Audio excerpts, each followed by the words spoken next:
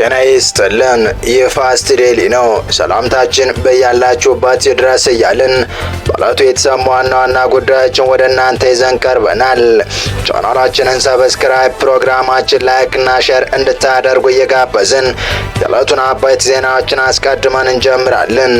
ከምርጫ ቦርድ የተሰረዘውና ትግራይን ከኔ ውጭ ማንም አያቅላትም በሚል እየተንቀሳቀሰ እንደሆነ የሚነገርለት በነ ደብረጽዮን የሚመራው የህወሓት ክንፍ አሁንም እኔ ስልጣን ካልያዝኩ በማለት ጀነራል ታደሰ ወረደን ስልጣን እንዲለቁ ጠይቋል። በአንጻሩ ጀነራሉ የፌዴራል መንግስቱ የሰጠኝን ስልጣን እናንተ አትቀሙኝም ማለታቸው ተሰምቷል። ነገር ግን ጀነራሉ አሁንም በህወሓት ኃይል ከበባ ውስጥ መሆናቸው ድንጋጤን ፈጥሯል። እንመለስበታለን። በሌላኛው መረጃችን ደግሞ ጠቅላይ ሚኒስትር አብይ ወደ ዩናይትድ አረብ ኤሚሬትስ ማቅናታቸው ተከትሎ ከኬንያ አነጋጋሪ መግለጫ ተሰጥቷል። መግለጫው ምንድነው የሚለውን እንደዚሁም አሜሪካ ፋኖ ደረጃ 3 የሽብር ቡድን ስትል ከኢትዮጵያ መንግስት ቀድማ መሰየሟን አክለን ይዘን ቀርበናል። እስከ ፍጻሜው አብራችሁን ቆዩ። በትግራይ ዳግም ውጥረት መከሰቱን የሚያመለክቱ መረጃዎች እየወጡ ይገኛሉ። ውጥረቱ የተከሰተው የህወሓት አመራሮችና የቲዲኤፍ ታጣቂ መሪዎች በጋራ በመሆን ጀነራል ታደሰን ከስልጣን አንስቶ በሱ ቦታ ሌላ ሰው ለመተካት በማሰብ ስልጣን እንዲለቅ በመጠየቃቸው ነው ተብሏል። ጀነራል ታደሰ ወረደ በትግራዩ ጊዜያዊ አስተዳደርነት የተሾሙት በፌዴራሉ መንግስት አማካኝነት ነው። ከዚህ ቀደም የቀድሞ የትግራይ ጊዜያዊ አስተዳደር ፕሬዝዳንት ሆነው ያገለገሉት አቶ ጌታቸው ረዳ ከህወሓት አመራሮች እንዲሁም አርሚ አዛዥ በተባሉት ወታደራዊ አመራሮች አማካኝነት በተፈጠረባቸው ጫና ትግራይ ለቀው የወጡ ሲሆን አቶ ጌታቸው ክሳቸውን ሲያሰሙባቸው ከነበሩ ሰዎች መካከልም አንደኛው ሌተናል ጀነራል ታደሰ ወረደ ናቸው። የሌተናል ጀነራል ታደሰ ወረደ የስልጣን ዘመን ሊያበቃ ጥቂት ጊዜያት ብቻ የሚቀሩት ሲሆን በዚህ ዓለም ወደ አንድ አቅጣጫ የመሰብሰብ ስራ ውስጥ ገብተዋል የተባሉት በነ ደብረጽዮን ገብረ ሚካኤልና ፈትለወርቅ ገብረ እግዚአብሔር የሚመራው የአርሚ አዛዦች ከሚባሉት ወታደራዊ አመራሮች ጋር በመሆን ሌተናል ጀነራል ታደሰ ወረደን ጫና ውስጥ የመክተት እንቅስቃሴ ውስጥ የገቡ መሆኑን የሚያመለክቱ መረጃዎች እየወጡ ነው። ህወሓት በምርጫ ቦርድ ከፓርቲነት የሰረዘው እንደዚሁም ታጣቂዎቹ ደግሞ በፕሪቶሪያው ስምምነት መሰረት ትጥቅ መፍታት የሚገባቸው መሆኑንም በአሁኑ ሰዓት ሁለቱ ኃይሎች በጥምረት የጀነራል ታደሰ ወረደን የጥቂት ጊዜ ስልጣን ሊሻማ የሚችል ራሱን የቻለ የበላይነት ጠባቂ ካውንስል ወይም ምክር ቤት ያቋቋሙ መሆኑ ታውቋል። በዚህም በጀነራል ታደሰና የእሳቸው መንግስትን በበላይ ጠባቂነት እንቆጣጠራለን ባሉ አካላት በኩል ውጥረቶች የተፈጠሩ መሆኑ ታውቋል።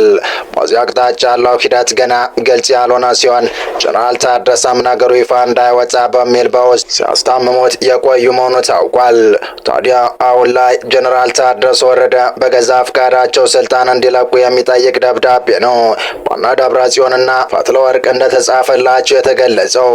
ነገር ግን እሳቸው ስልጣን የሰጠኝ የፌዴራል መንግስት ነው፣ ስለዚህ የምለቀው ስልጣን አይኖርም በማለት ምላሽ መስጠታቸውን የተሰማው። ይህ እንዳለ ህወሓትና የታጣቂዎቹ አመራሮች በትግራይ አንድም ይሁን በሌላ መልኩ ከህዝብ ከፍተኛ መዋጮ እየሰበሰቡ መሆኑ ይታወቃል። የሚሰበሰበው መዋጮ በካሽና በአይነት መሆኑም ተነግሯል። በጦርነት ስጋትና ውጥረት የክልሉ ኢኮኖሚ በተዳከመበት ሁኔታ እየተካሄደ ያለው መዋጮ በትግራይ የሚንቀሳቀሱ ተቃዋሚ ፓርቲዎች አጥብቀው ተቃውመውታል። ከዚሁ ጋር በተያያዘ በትግራይ የሚንቀሳቀሰው የውድብ አጽነት ትግራይ ምክትል ሊቀመንበር አለም ሰገድ አረጋይ ለዶይቼ ቬለ በሰጡት ማብራሪያቸው ይህ አይነቱ ህዝብን አስገድዶ ለመዋጮ የመዳረግ ተግባር እየተከናወነ ያለው በክልሉ ጠንካራ አስተዳደር ባለመኖሩ ነው ሲሉም ተችተዋል።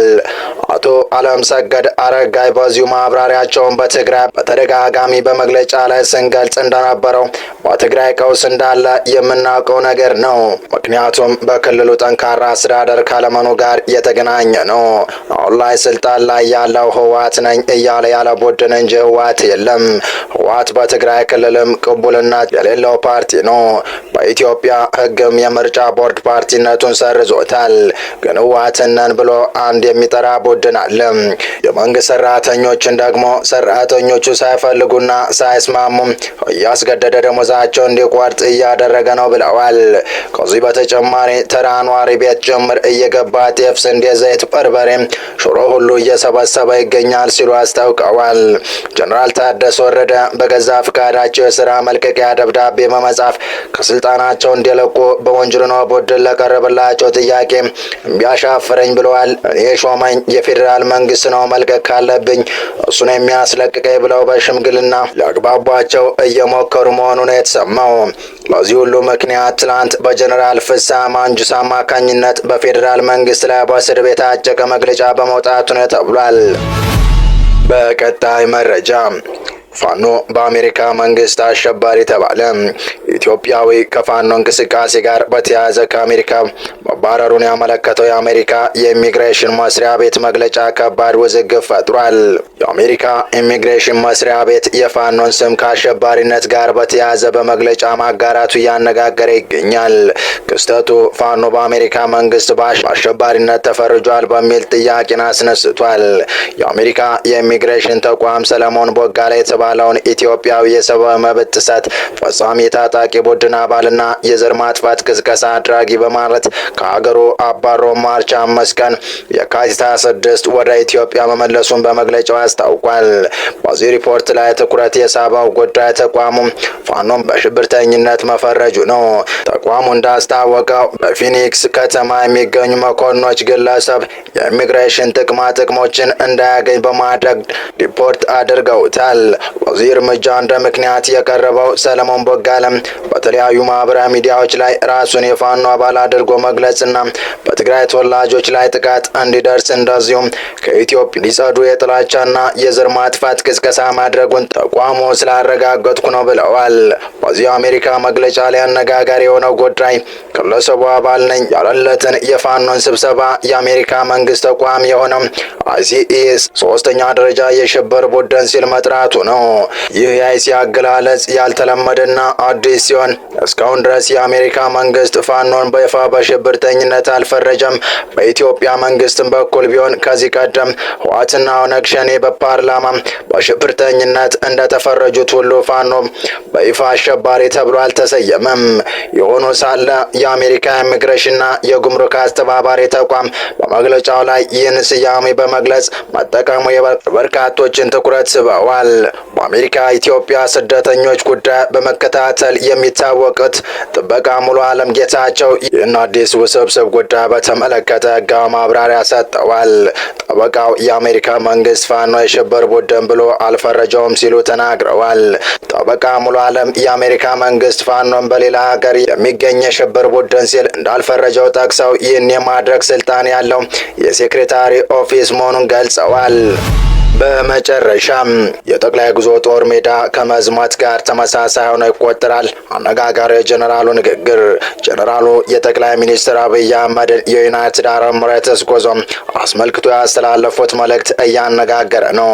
ጀነራሉ የጠቅላይ ሚኒስትሩን ጉዞ ወደ ጦር ግንባር ከመዝመት ጋር የሚያስተካክል ጀግንነት ሲሉ አሞካሽተውታል። በኬንያ የኢትዮጵያ አምባሳደር የሆኑት ጀነራል ባጫ ደበሌ ጠቅላይ ሚኒስትር አብይ አህመድ በትናንትናው ዕለት ወደ ተባበሩት አረብ ኤሚሬትስ ያደረጉትን ይፋ ጉብኝት በማድነቅ እርምጃቸው ከዚህ ቀደም የደንብ ልብስ ለብሰው ወደ ጦር ግንባር ከዘመቱበት ታሪክ ጋር አነጻጽረውታል። በቅርቡ በኢራን በእስራኤልና በአሜሪካ መካከል የተፈጠረውን ወታደራዊ ውጥረት ተከትሎ በተለይም ኢራን ሚሳይሎችና ድሮኖችን በስፋት በተኮሰችባቸው የተባበሩት አረብ ኤሚሬትስ ጠቅላይ ሚኒስትሩ ያደረጉት ይፋ ጉዞ ድፍረት የተሞላበት መሆኑን አምባሳደሩ ገልጸዋል። ጀነራል ባጫ በማህበራዊ ትስስር ገጻቸው ባሰፈሩት ጽሑፍ ሚሳይሎችና ድሮኖች ከሰማይ እየወረዱ ባለበት እንደዚሁም በረራዎች በስፋት በተቋረጡበት እጅግ አስቸጋሪና አደገኛ ወቅት ጠቅላይ ሚኒስትሩ አገሪቱን በይፋ መጎብኘታቸው ዓለምን ያስደነቀና ፍርሃት አልባ የመሪነት ጥበብ ነው ሲሉ ገልጸውታል። አያይዘውም በከፍተኛ ጸጥታ ፈተናና ስጋት ወቅት የተደረገው ይህ ጉብኝት ኢትዮጵያ ከተባበሩት አረብ ኤሚሬትስ ወንድምና እህቶች ጋር ያላትን ጥልቀት፣ አጋርነት፣ የጠበቀ ወዳጅነትና ቁርጠኝነት በተግባር ያረጋገጠ መሆኑን አስገንዝበዋል። ይህ በእንዲህ እንዳለ አሜሪካና እስራኤል በኢራን ላይ ጦርነት መክፈታቸውን ተከትሎ የኢራን አጸፋ ጥቃት እየደረሰባቸው ካሉ ቀዳሚ ሀገራት መካከል የተባበሩት አረብ ኤሚሬትስ አንዷ ናት። ኢራን በየዕለቱ በሚባል ደረጃ በተለያዩ የኤምሬትስ ክፍሎች ላይ የሚሳይልና የድሮን ጥቃት እየፈጸመች ነው። በዚህም የተነሳ ዓለም አቀፍ በረራዎች ውስን ናቸው፣ አንዳንድ ጊዜም ይቋረጣሉ። ሀገራት ዜጎቻቸውና ዲፕሎማቶቻቸው ከሀገሪቱ ለቀው እንዲወጡ እያስጠነቀቁ ነው። ከኢራን በኩል በሚሰነዘርባት ጥቃት ሳቢያ በርካታ ሀገራት መሪዎቿና ከፍተኛ ባለስልጣናት ከኤምሬትስ ህዝብና መንግስት ጎን መቆማቸውን በስልክና በሌሎች መንገዶች እየገለጹ ነው። አንዳንድ ባለስልጣናት በአካል ወደ ሀገሪቱ በማቅናት ድጋፋቸውን እያሳዩ ነው። በሀገር መሪ ደረጃ ከጠቅላይ ሚኒስትር አብይ ውጭ ጦርነቱ ከተቀሰቀሰ በኋላ ወደ ዩናይትድ አረብ ኤምሬትስ የተደረገ ይፋ ጉብኝት ስለመኖሩ የወጣ መረጃ የለም።